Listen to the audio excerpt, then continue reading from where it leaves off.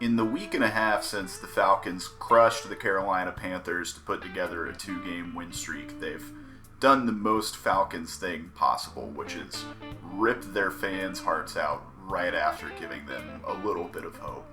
Right down to the ridiculous end of the New Orleans game where we recover 3 onside kicks, one of which is taken away on a penalty, and still manage to lose the game in painful, disappointing fashion. Just when we thought the defense was playing better and getting some pass rush, they get 0 sacks in 2 weeks. Just when we thought the offensive line was playing a little better, they give up 15 sacks in 2 weeks. Do you realize how ridiculous that is? Our $30 million quarterback got sacked 15 times in 5 days. I mean, if I was Matt Ryan, I'm not getting my offensive line a Christmas present this year. Good Lord, the guy is just getting killed back there. And if you want to throw some blame Ryan's way for holding the ball too long, fine, but 95% of the problems on this offense are not his fault. And that begs the question, whose fault is all of this, and who do we pin the blame on as fans? And I know this is the opposite of what I said 2 weeks ago about how maybe Dimitroff holds on to his job and, maybe even Quinn if we win out. But obviously, we're not winning out, and frankly, Dimitroff and the entire front office, they gotta go. It's time for Arthur Blank to clean house if he ever wants his team to win a championship, and I'm going to tell you why. Now, as far as coaching goes, it's pretty easy to see why that's a failure, right? This team is undisciplined, the defense is wildly inconsistent, proving that they have talent that's capable of making plays, but failing to do it 80% of games. The offense is completely incapable of getting players into space, despite the insane amount of talent we have in the skill positions. There's no reason that Julio and Calvin Ridley should be this covered all the time. It's just a coaching failure. We have a losing record since the Super Bowl. That should tell you all we need. The team was supposed to get better once we opened up some cap space, once we brought in some more draft picks, and it's gotten significantly worse. I mean, I don't know what else to say about the coaching staff. I'm sure they're all great guys, and I know the players love Dan Quinn, but they're failing. There's only one measure of success in the NFL, and it's winning, and we're not doing that. So, time to move on.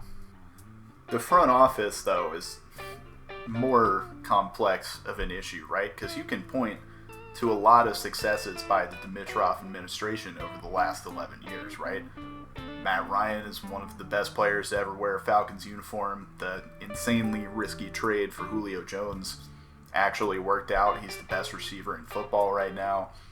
We've hit on some defensive talent in the form of Deion Jones and Keanu Neal and a late-round pick in Grady Jarrett recently. But the thing is, most of the success is focused into skill positions, right? If you look at the problems this team has had over the last few years, and really over most of the last decade, they're on the lines. They're in the trenches on either side of the ball, and it's pretty easy to see why. If you look at Dimitroff's draft record, who's the best offensive lineman he's drafted? Jake Matthews. Jake Matthews is like replacement level at best. That is not a good track record. And then look at the defensive line. Who's the best defensive lineman he's drafted? Grady Jarrett. And Grady Jarrett is great. Grady Jarrett should be a Pro Bowler. He should be an All-Pro. The guy is fantastic. Absolute steal in the 5th round. But name another high-quality defensive line draft pick that Thomas Dimitroff has made. I'll give you a second. Go ahead. Think about it. There's not one. That's it. We have one success on either side of the line in the trenches in the last 11 years. That's terrible. That's pathetic. I mean, it's just indefensibly bad drafting in the trenches. And that's so important to football. I mean, How are we supposed to have an offense with a line that can't get any push? That's letting Matt Ryan get killed all the time. How are the talented corners and defensive backs we have supposed to hold up in coverage when the opposing quarterback has 8 years to throw the freaking football? It's not possible. The Falcons have completely failed to build a well-rounded team around the talent that they have. And the thing is, we're going to get worse next year. We're already almost $1 million over the projected salary cap for 2020.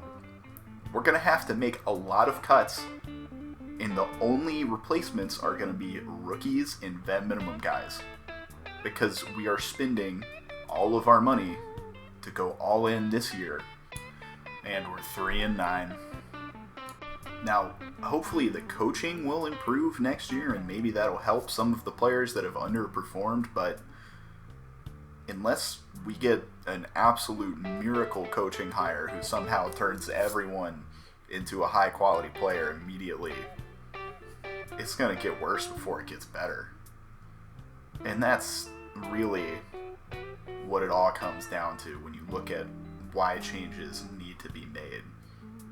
The Falcons are just in a terrible, terrible spot right now.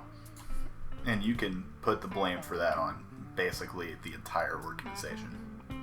And I know this stuff is no fun to talk about, and it's going to hurt to feel like the team is basically starting over next year, but that's what needs to happen. They're not going to get to the mountaintop without a total reset and a total rebuild from the ground up. If you want to see more Atlanta sports content, be sure to subscribe. I know I've been saying it for a month, but we really are going to get into some Braves and Atlanta United off-season content coming up soon, as well as some Hawks content towards the end of the month, with continued coverage on the Falcons once decisions start to be made. But at this point, there's not much left to say for them game by game. Thanks again for watching, and I'll see you around Atlanta.